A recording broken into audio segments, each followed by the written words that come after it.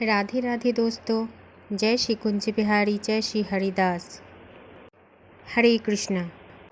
दोस्तों, आज मैं आपको वृंदावन की एक बहुत सुंदर सी कहानी सुनाने जा रही हूँ।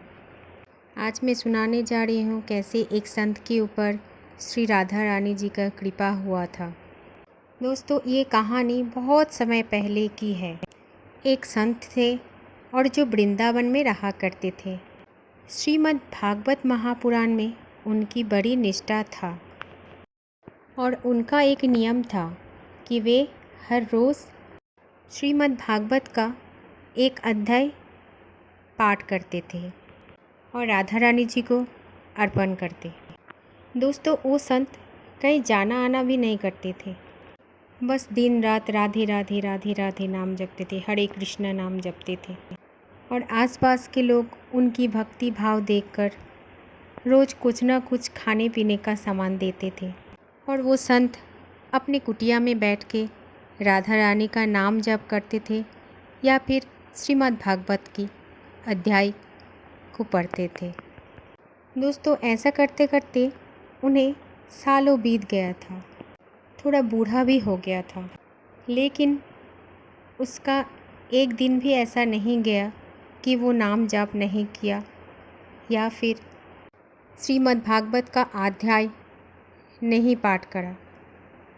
हर रोज़ वो सिर्फ नाम जप और श्रीमद् भागवत ही पाठ करते थे। दोस्तों, ऐसा एक भी दिन नहीं गया था कि उन्होंने राधा रानी जी को भागवत का अध्याय नहीं सुनाया हो। हर रोज़ ऐसी नित्य सेवा करते करते उनकी उम्र बढ़ चुका था। एक रोज़ जब वो श्रीमद् भागवत का पाठ करने बैठे तो उन्हें सभी अक्षर धुंधला धुंधला सा दिखाई दे रहा था। उनको समझ में नहीं आ रहा था कि आज क्या हो गया और क्यों नहीं पाठ कर पा रहे हैं। ऐसे चलते चलते थोड़ी देर बाद उनको दिखना जैसे कम होता जा रहा था।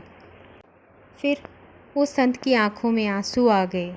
दोस्तों, उनके आंसू इसलिए नहीं था कि उनके आंखें जा रहे हैं, उनका आंसू तो बस इसलिए था कि आज कोई अक्षर नहीं दिख पाया और श्री राधा रानी जी को भगवत का पाठ करके नहीं सुना पाया। वो संत बहुत दुखी था, भारी दुख हो रहा था उनके मन में कि कैसे राधा रानी जी को वो श्रवण करवाएंगे श्रीमद् भागवत का अध्याय। बस मन ही मन में श्री कृष्ण का ध्यान करते जा रहे थे और भगवान को पुकारते जा रहे थे, हे प्रभु, हे दीनानाथ, हे मुरलीधर, मैं तो इतने दिनों से पाठ कर रहा हूँ, फिर आपने आज मेरे साथ ऐसा क्यों किया। हे प्रभु, अब मुझे कुछ भी नहीं दिखाई दे रहा है, तो अब मैं कैसे हमारी प्यारी जी को, राधा रानी जी को श्रीमद् भागवत पाठ करके सुनाऊंगा। मेरा मन बहुत दुखी हो रहा है प्रभु। ऐसे वो संत बहुत दुखी था और बहुत रो रहा था। रोते रोते सारा दिन ऐसे ही ढल गया था। देखते देखते शाम भी हो गया। उस दिन वो संत ने कुछ भी खाया पिया भी नहीं था, क्योंकि उनका रोज़ का एक नियम होता था। वो संत हर रोज़ सबसे पहले श्री राधा रानी जी को श्रीमद् भागवत का पाठ करके सुनाते थे, उसके बाद ही अपनी दिनचर्या शुरू करते थे। लेकिन आज तो राधा रानी जी को श्रीमद् भागवत का कोई भी अध्याय पाठ करके सुना नहीं पाया था, इसलिए उन्होंने भोजन भी नहीं किया था। वो संत ऐसे ही रो रहे थे और सोच रहे थे क्या हुआ, कैसे हुआ, लेकिन कुछ भी पता नहीं चला। ऐसे सोच रहे थे तभी दरवाजे पे किसी का आवाज़ आया। वैसे तो वो संत की आंखों में कुछ दिखाई नहीं दे रहा था, सब कुछ धुंधला धुंधला सा था। वो संत बड़ी मुश्किल से दरवाजे तक पहुँचे थे और पूछा, कौन है दरवाजे पर। फिर दरवाजे की बाहर से एक बालक की आवाज़ आया। फिर वो बालक ने बोला, बाबा, मैं हूँ और मेरी माँ ने आपके लिए कुछ खाने का सामान भेजा है। फिर वो संत बालक को बोला, बालक, मुझे खाना नहीं चाहिए, जब तक मेरा नियम पूरा नहीं हो तब तक मैं अन्न का एक भी दाना ग्रहण नहीं करूँगा। फिर वो बालक संत से पूछा, बाबा कौन सा नियम है? संत को ऐसा लगा कि ये बालक ही है जो मैं इसको बता सकता कि मेरा क्या नियम था और मैं क्यों आज इतना दुखी हो गया हूँ। फिर वो संत बोले कि मैं रोज़ राधा प्यारी को भागवत का एक एक अध्याय पाठ करके सुनाता हूँ और उसके बाद मैं अपना दिनचर्या शुरू करता हूँ। फिर मैं अन्न भी ग्रहण करता हूँ। मगर आज ना जाने क्यों मेरे आँखों में कुछ दिखाई नहीं दे रहा है। सब कुछ धुंधला धुंधला सा लग रहा है। मैं कुछ पढ़ भी नहीं पा रहा हूँ, श्रीमद् भागवत भी नहीं पाठ कर पाया हूँ और ना मैं राधा रानी जी को श्रीमद् भागवत का एक भी अध्याय पाठ करके अर्पण कर पाया हूँ।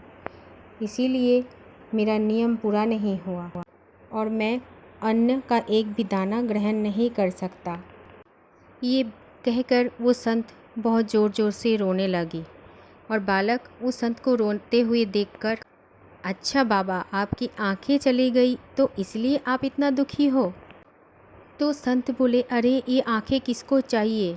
मैं तो इसीलिए दुखी हूँ कि मैं राधा प्यारी को श्रीमद् भागवत की पाठ करके नहीं सुना पाऊँगा। फिर संत की ये बात सुनकर वो बालक बोला, बाबा रुक जाओ, मैं थोड़ी देर में वापस आता हूँ। फिर बाबा उस बालक के कहने पर वहाँ खड़े ही रह गए। थोड़ी देर में वो बालक दौड़ता हुआ आया और बोला, बाबा ये लो, ये पट्टी अपनी आँखों में बांध लो। और ऐसे ही वो बाबा के हाथ में वो पट्टी पकड़ा कर वो लड़का भाग गया। फिर बाबा अपनी दुखी मन को लेकर अंदर आकर ऐसे ज़मीन पे ही लेट गए और बाबा ये भी सोच रहे थे शायद ये किसी वैद्य का लड़का है और कुछ आँखों का इलाज शायद ये जानता हो। फिर वो संत बाबा ने वो बालक का दिया हुआ पट्टी अपनी आँखों से बांध लिया और सो गए थे। फिर सुबह हुई और जब बाबा उठे तो बाबा को सब कुछ साफ साफ दिखाई दे रहा था। ऐसा होता हुआ देख के बाबा तो बहुत ज़्यादा प्रसन्न हो गए थे। फिर बाबा ने सोचा कि देखता हूँ उस लड़के ने ये पट्टी में क्या औषधि मिलाया था।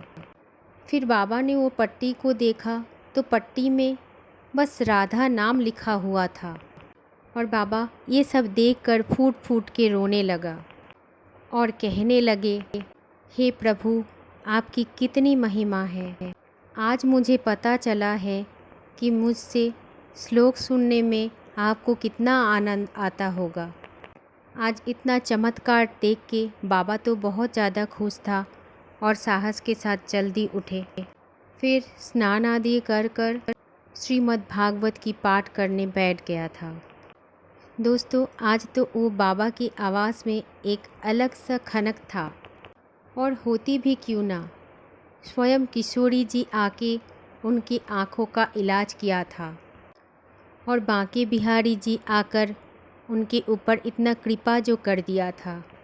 बोलो सभी मिलके राधे रानी की जय, श्याम प्यारी की जय। दोस्तों, आपको अगर हमारी ये कहानी अच्छी लगी तो हमारे चैनल को तुरंत सब्सक्राइब करें। धन्यवाद। राधे राधे। जय श्री कृष्ण।